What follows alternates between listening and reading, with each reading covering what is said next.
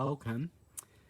Um, you can probably tell I'm not in my usual place. I'm not at home tonight. I'm actually at a place called Still Waters, which is, if you look behind me, there's a lake. I think you can see it there.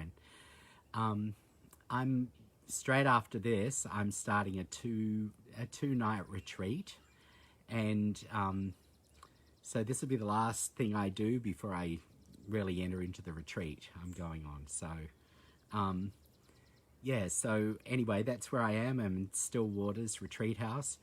And, just to let you know, part of like becoming self-aware for me is realizing I need periods in my life where I need to take a break from my normal routines and just do what, this week I actually thought about this is like clearing my heart, or having heart clearing exercises, or things that I just, take time to really examine where I'm at, what I'm doing, how things are going for me. And so this is really an opportunity to do that. So I don't know what rhythms you might have or practices that are really set about clearing your heart and getting things ready on the inside as you continue to live your life on the outside. I think that really is a big deal. So I actually spoke to some friends this week about what heart clearing practices they might have. What do they do to clear their hearts if things are burdening their hearts or weighing them down, or they're stressed? And they came up with quite a few different ideas.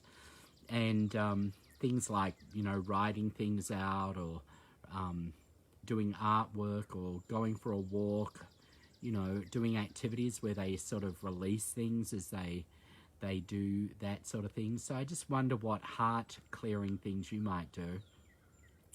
And then right at the end of that time we were talking, I mentioned, there's a tradition, a Christian tradition, and some denominations practice it more than others, but confession, is a really big way of clearing your heart. And sometimes you just need to take time out and capture all the stuff that you've brought with you as you travel along. And so that's what I'm doing. I'm just gonna really be quiet, detach from normal life while I'm here at Still Waters, and do that. But I would recommend that for everybody, that that you just take some time to clear your heart and get sort of back to zero in a sense, and just be still. So as I'm sitting outdoors here tonight, I've noticed some great big crane, like blue herons or something like that, flying around behind me. And I don't know what noises and sounds might come into this video tonight while we're talking, but I'm going to get started. There's not many of us on, but I'll press on, and it's great to have you, Barb and Mary, and I don't know who else is on. They can say hello, but I do know people watch this a little bit later on. And so this week, as I was preparing for us, I wanted to really give you something quite practical tonight, using the Enneagram in times of stress, using it as a tool. And so if you notice on the Facebook page, there are a couple of things that relate to tonight's talk. And one of them is, a couple of questions, why do I bug some people so much? Why do I get on their nerves? And the other question is, why do they bug me so much, And I wanted to maybe give some helpful tips on why that is. Often it's people very close to you that can get on your nerves and bug you, and you probably are aware that you can bug them pretty easily too. So that's what I want to tackle tonight. Why do I bug some people so much, and why do people bug me? And to be honest, during times of stress, let's be honest, some of our normal manners are lowered, and so is everybody else's, for that matter. And so you can notice during prolonged times of stress, greater irritability in yourself and in our relationships. And maybe tonight you are there. You can identify, yep, I'm experiencing a lot greater irritability lately, or I've noticed people are getting irritated a lot more. I'm just going to get a drink here. And so I'm hoping that tonight's little talk, and then if you would take some time, maybe you could use the Enneagram in a new way that would help you understand a little better about why it is that sometimes you get on famously with people and it's really good, and other times it's like, nah, you get on my nerves. So I think the Enneagram can give some really good insights for that. And my whole motivation here is, you know, when you're actually feeling irritated, it's probably not the best time to say, oh, I'm going to learn why I'm irritated, right? I feel like, you know, all sorts of things like that, conflict, you're better to prepare for the battle than what it is to try and do something while you're battling. You're just not open to it. Talk about clearing your heart. There's too many things coming straight out of your head or your mouth when you feel irritated. So this is like tonight is, how do I prepare, and how do I prepare realistically for those that my life interacts with? How do I prepare for those irritations that I feel, or maybe that I cause? And so this part of the Enneagram is going to require you to do a little bit of work. And so on the Facebook page, Without Walls Facebook page, I actually produced a worksheet, and I have mine here. I hope you can't read the names on it. I'll hide the names. But it looks like this, and I printed mine out. And I'm going to go through this tonight. I'm going to give some examples of how you might be able to use this particular worksheet to help you work out why you get along so well sometimes, and why sometimes people in your life, even ones you love very much, irritate you. And so give you a little bit of insight into that. So here we go. How does that sound to you guys? Does that sound like a good idea to do that? Just to have some sort of outward thing. Oh yes, Barb, she sees a name, right. That's the last time I'm showing this, okay? So this is a secret. You've got to do your own work and then do the right thing. That's what this is about. So it's not to plaster on the refrigerator door for everybody to look at. This is work you do. So if you actually go to our website, you can save the picture of this worksheet and print it off. And it took me about 30 minutes to go through what I'm about to explain, and it was really, really helpful. So it says leading with the Enneagram. So I actually designed this with a friend. His name's Taylor, and I work with him at Ventura, and so we often do leaders training together.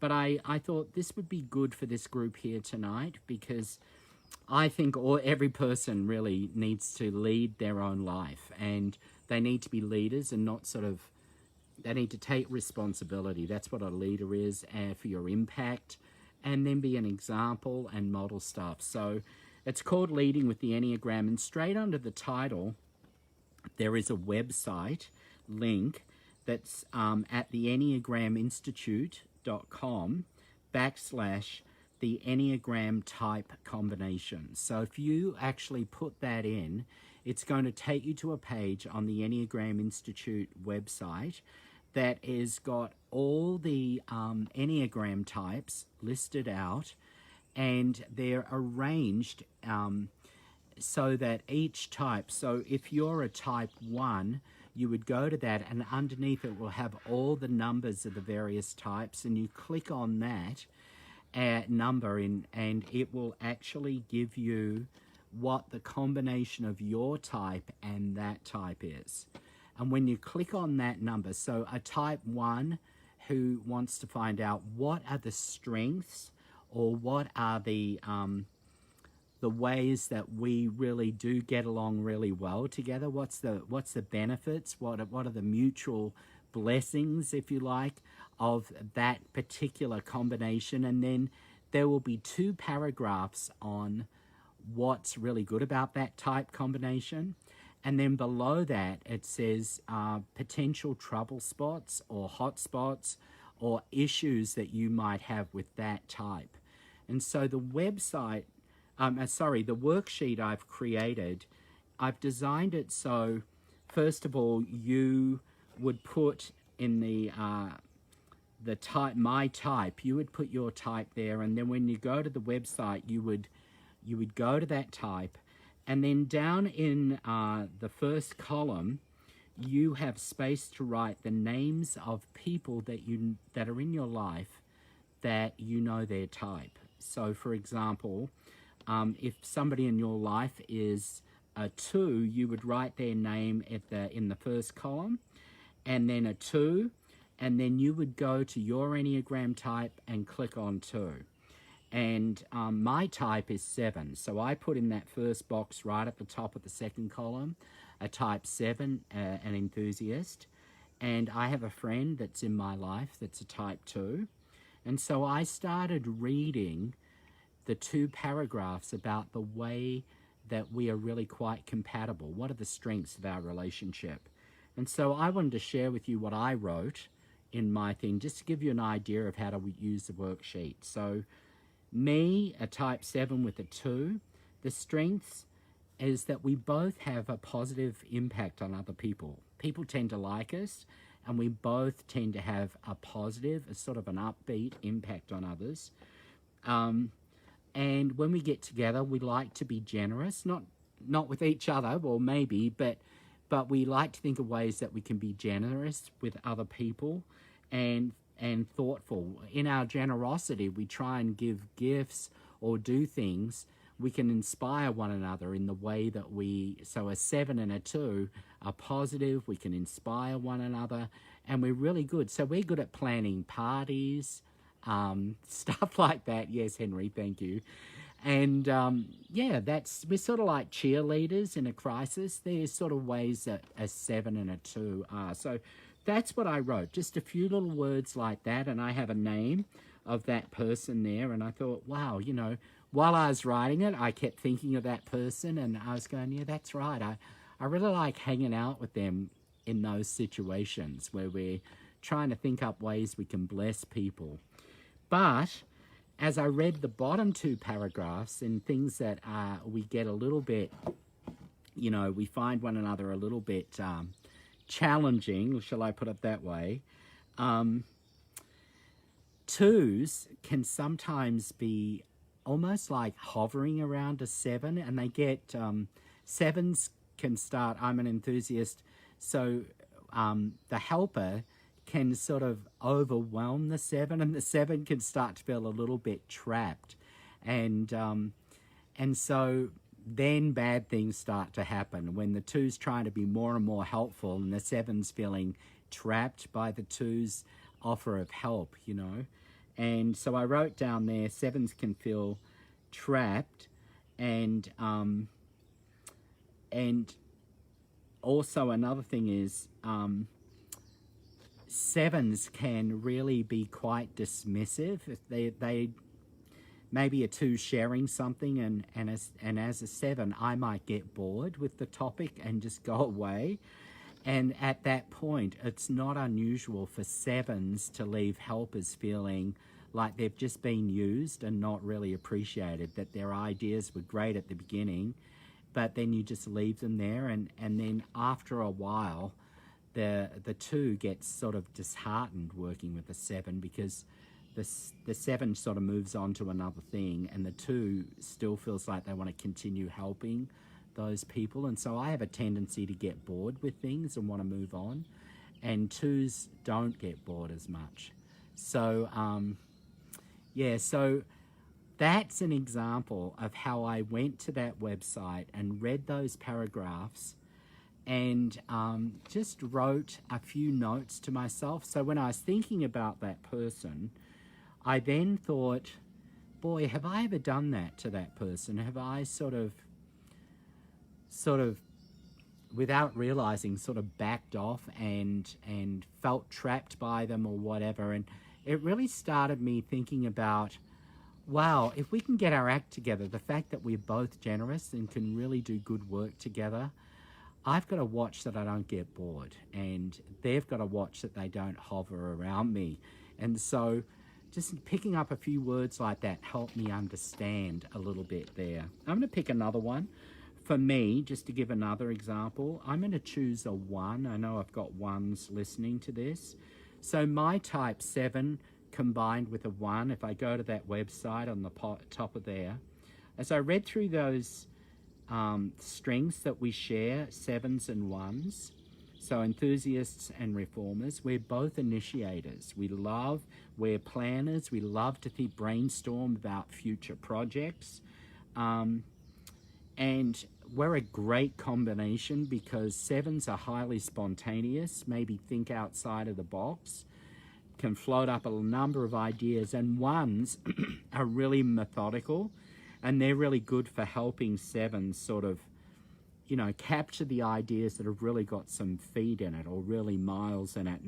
And it's really fun working with a 1. I know that as a 7. I have several 1s in my life, and I have a couple of names in that box.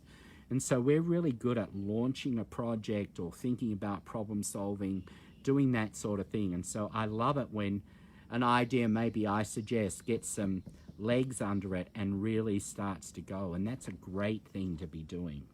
However, reading the bottom 2 paragraphs of the combination of a 1 and a 7, and it's really true, 1s can think, my goodness, 7s are so scattered in what they think. Man, he's got a million ideas. Does he ever stop and think about, following one idea to the very end? He just keeps going and going and going.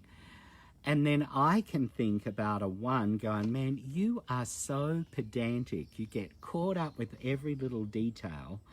And so what you've really got is tensions between creative and perfectionists or organized. You've got creative, free thinking, stream of consciousness, and then you've got the other person who's going, well, really? How's that going to work? Well, let me just elaborate a little bit before you shut it down. And so what can happen in that relationship, I can start to feel dissatisfied that I'm not being heard. And I can almost feel like I'm being criticized. And yet the other person can feel like, hey, he's got to get his feet on the ground, if this is going to go anywhere. And so ultimately, even though this is a great combination, 1s and 7s, it can end up in a place of contempt for one another.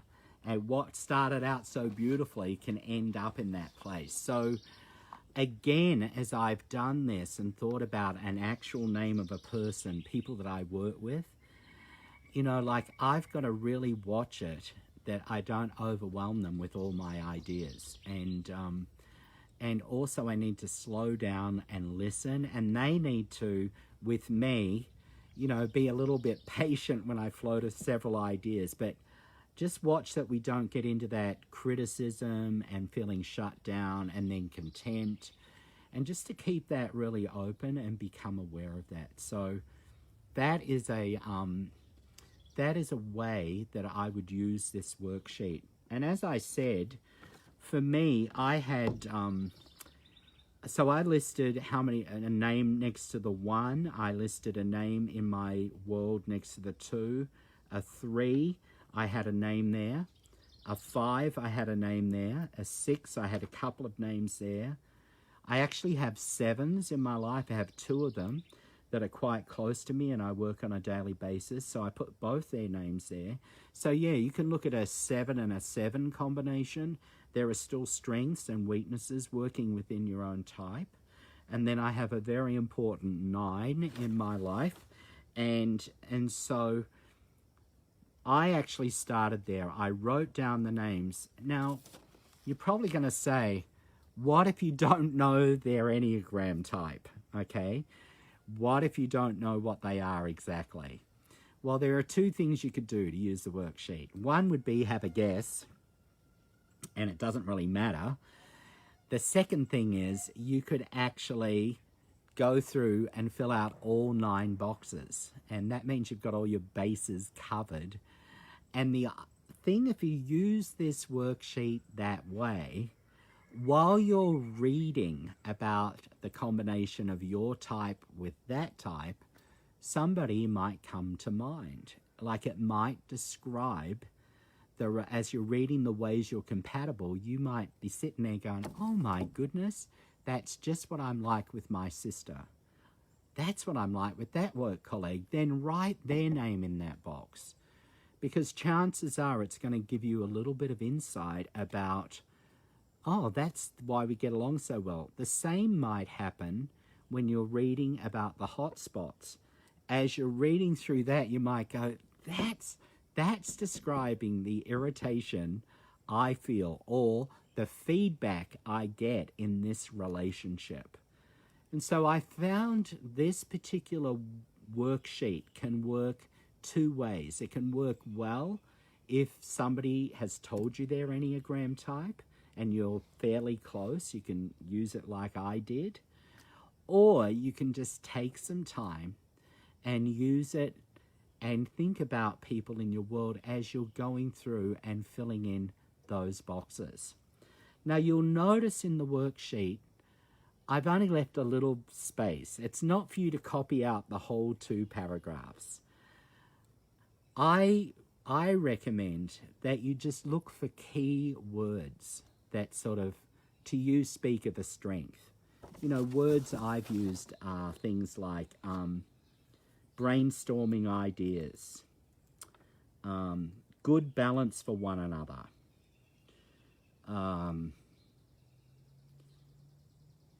in one of my types, you know, showing respect is really important for both of us, to respect one another's times. Optimism, high energy is some words on the strength side. Some words I've used in the opportunities or the things I need to work is avoid problems, pretend everything's okay. Stubbornness, both of us can be stubborn. Resist change could be a part of your relationship. And so I hope I've explained the top part of that worksheet, but there is actually something even more important on the bottom of the worksheet that I just want to spend the last few minutes going into. As you've done this exercise, it's great, like listening to this, having fun, talking, making comments, that's really good. But what we need to do is, if we're going to take time to become self-aware leaders, we really need to note insights that we get during this, like aha things, to really note it down the bottom. And also next steps. So if I've taken the time to do this, what action steps might I take in that relationship? So I've got an example of that. So for example, this is made up, but I'll read out an insight that I got. The name is made up. When working to implement a change with John, I need to understand that each of our uneasiness is something to do with feeling insecure about the potential outcomes of these changes. And I need to understand that we both have an uneasiness with insecurity. I need to make sure he feels secure in the important things throughout the change. So if I am especially John's leader, I need to make sure that everything's going to be okay. So I guess in my relationship with John, if we're looking at an uncertain future, I need to be helping John by saying things like, you know what, if this doesn't work, it's still worth giving it a go, because we would learn about things. So that could be a type of insight that I could gain by doing this exercise. So again,